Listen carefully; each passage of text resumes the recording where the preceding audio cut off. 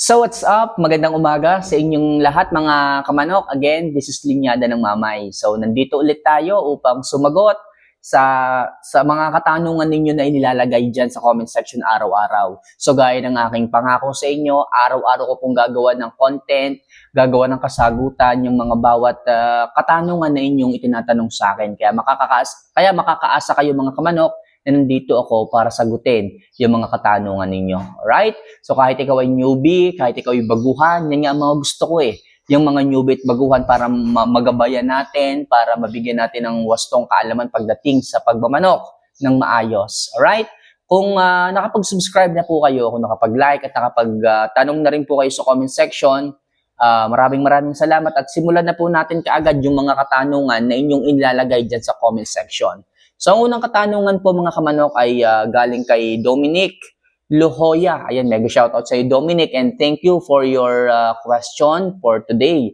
Ito yung katanungan ni Dominic. Malay natin merong kagaya itong sitwasyon na ito sa ating mga subscribers. Siyempre, napakarami nyo nang sumusuporta sa atin. Almost 212,000 na po tayo lahat. Okay? So maraming salamat sa inyong patuloy na pagtitiwala dito sa ating munting channel. Okay? So ito yung katanungan ni Dominic. Good morning, boss. Tanong ko lang po, sa pag-breed ng manok, pwede po kayang isabay ang patuka na breeder pellet at maintenance feeds pagdating sa tandang at sa pulet? Kasi may nakita akong nag-vlog na kailangan daw i-separate ang patuka ng tandang at ng pulet. Paano yun? Kung nakasalang sila sa breeding pen, parang napaisip ako noon. Kasi paano yun? Kung magpapatuka ako, kailangan ko pa palang i-separate yung tandang sa pulet pag magpapakain. Baka ma-stress lang yung mga manok. Salamat. Okay? So, mga kamanok, meron nga pong nagbablog ng ganito. Pwede naman po yun. Okay? So, pwede pong kunin mo muna yung tandang, then hiwalay mo silang pakainin mo dun sa breeding pen yung mga inahin, tapos yung tandang, ibukod mo muna, then bigyan mo ng sarili niyang pagkain po, pwede po yun. Pero para sa akin, hassle nga po yun. Kasi kung halimbawa, ang tandang mo na ganador, na iyong ibinibreed is 10, edi ubos ang oras mo kalalabas nung 10 na yon. Hihintayin mong makaubos ng pagkain bago mo ulit isa-isang ibabalik. Kung araw-araw mong gagawin yan, halos araw-araw na lang na doon umikot yung araw mo. So paano kung busy ka rin, may trabaho ka, may ginagawa ka, may pupuntahan ka, edi kawawa naman yung mga tandang mo, hindi maaasikaso, di ba? So ang advice ko sa iyo ganito. Kamano, kung halimbawa naman na ikaw ay nagbi-breed nga po, kung ikaw ay newbie pa sa breeding, ganito ang gawin mo.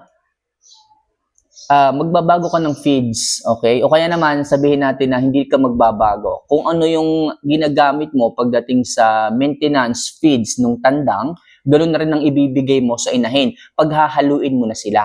Ang advice ko lang sa iyo is maghalo ka ng fermented Jackie Oats. Para sa ganon, hindi masyadong tumaba yung manok, yung inahin especially. Bumubulto yung katawan, pero wala silang taba.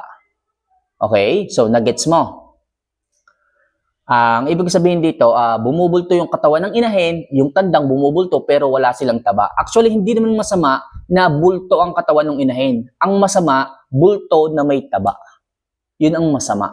Pero kung bulto ang katawan ng inahin, pero walang taba, walang problema dyan. Mangingitlog at mangingitlog yan. Yun nga ang maganda eh. Okay? Kasi ayaw lang naman mangitlog ng inahin kung meron siyang taba. Kasi kung sa tao may PCOS yan, hindi masyadong mangitlog, nababalot ng taba. Pero kung ang katawan niya is bulto, pero walang taba, mas magandang mangitlog. Kaya niyang i-produce yung gaya nung ginawa ko dito last season. Okay? Simula November hanggang ngayon, dire-diretsong pangingitlog, hindi ko talaga inawat. Sinubukan ko, ang ipinakain ko sa kanya is maintenance feeding na may halo lang na fermented Jackie Oats. Kung ano yung pakain ng tandang, ganun din ang pakain ng inahin. Okay? So, mapapansin mo, ang ganda ng itlog, consistent, 50 grams, hanggang pinakamababa, 47 grams, yung lahat ng itlog na yon. So, lahat yun may similya. Okay? So, lahat yun, ang gaganda ng mga sisiw. Kaya sabi ko, basta may fermented Jackie Oats, kahit pa yan ay hindi egg booster yung patuka, iitlog at iitlog. Basta yung inahin healthy, yung inahin maganda ang katawan, walang taba, iitlog at iitlog yan. Basta nagbi-breed sila ng tandang, iitlog at iitlog yan. Okay? So, sana kahit paano makatulong. Ibig sabihin ko dito, to summarize, hindi mo na kailangan pang ilabas yung tandang para patukain, ilabas yung kung ano man para lamang bigyan ng sariling pakain, hindi na. Kung ano man yung maintenance na pinapakain mo sa tandang, lagyan mo lang ng fermented Jackie Oats para hindi magkataba yung inahin, yun ang ibigay mo. Okay? So, sana maliwanag at makatulong yung simpleng advice na to pagdating sa iyong alaga. Okay? So, Dominic, sana makatulong ito. So, next question po tayo. Galing kay Sakawasa. Ayan, so, at Sakawasa. Mega shoutout sa iyo, Idol. Ito yung katanungan mo. Idol, ano ang posibilidad na resulta pag lumampas o nagkulang sa 10% ang pagbibigay ng fermented Jackie Oats? So, magandang tanong ito, Para sa mga nagtatry gumagamit, sumusubok, o matagal nang gumagamit ng fermented Jackie Oats, kung tama po ang dami, tama ang measurement, tama ang percentage ng paghahalo po ninyo ng fermented Jackie Oats sa pagkain na inyong ibinibigay, so, ayos po yan. Maganda, bubulto ang katawan na magaan. Pero kung halimbawa namang unahin natin yung mababa, kokonti. Kung kokonti naman, hindi po ganoon bumubulto o gumagaan yung manok. Ibig sabihin, mas kumukuha siya ng dami ng nutrients doon sa pellet and concentrate na inyong ibinibigay.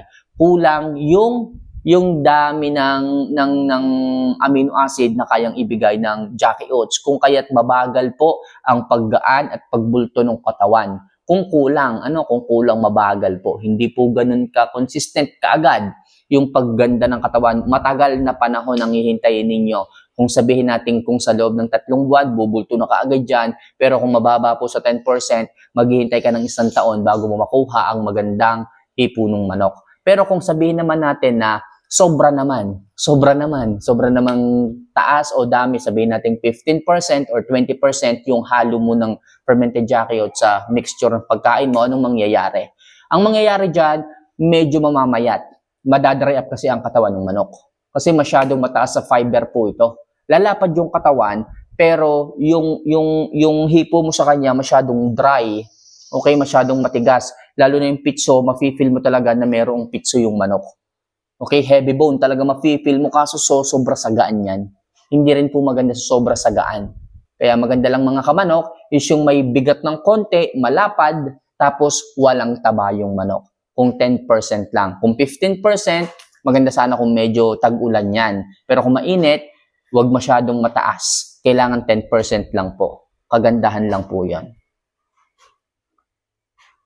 Okay, so sana nakatulong sa Kawasa, sana mapanood mo to. Ito naman po galing kay Candelaria.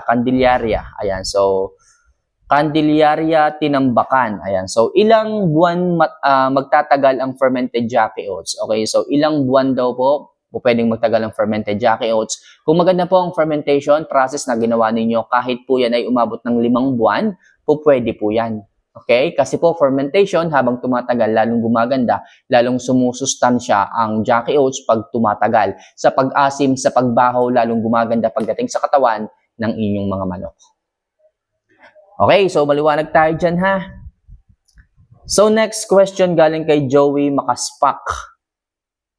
Kamamay, tanong ko lang po, pag binabad ang Jackie Oats, binabanlawan pa po ba, kamamay? Okay. So, kung ibinabad nyo po ito, binabad nyo po ito ng 1 linggo, so ibig sabihin, pwede na po itong panghalo sa pagkain ng ating mga alaga.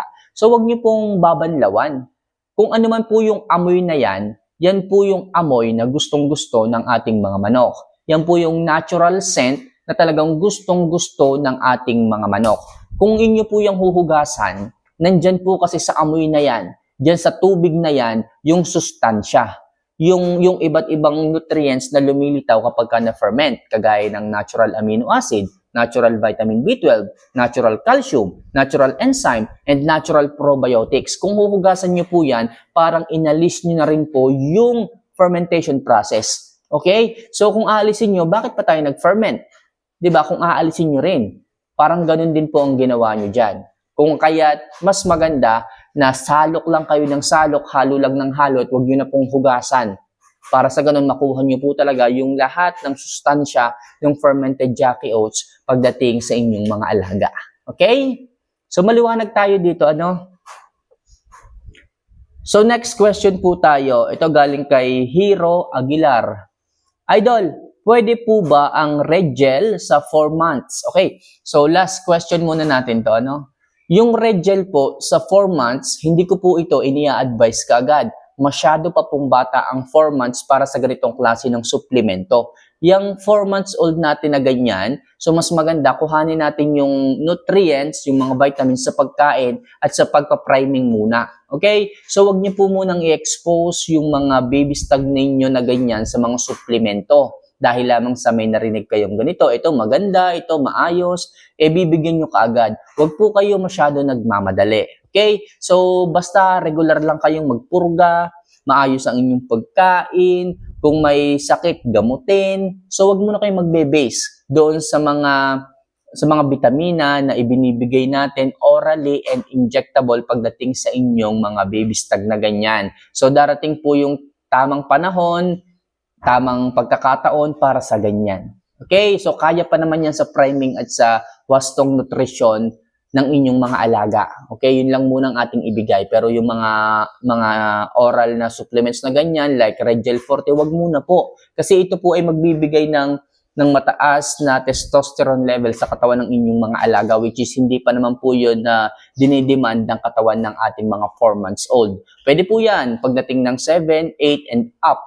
Okay, na inyong mga alaga, especially sa mga late maturing na mga manok. Alright? So, mga kamanok, sana po ay naging malinaw, maliwanag yung mga sagot ko sa inyong mga katanungan, and hopefully, kung ikaw man na nanonood dito is satisfied sa mga sagot na ibinigay ko sa kagaya nilang nagtanong, so maglalapag ka na rin ng katanungan mo dyan, at susunod na video pag-usapan natin, and magtiwala ka lang.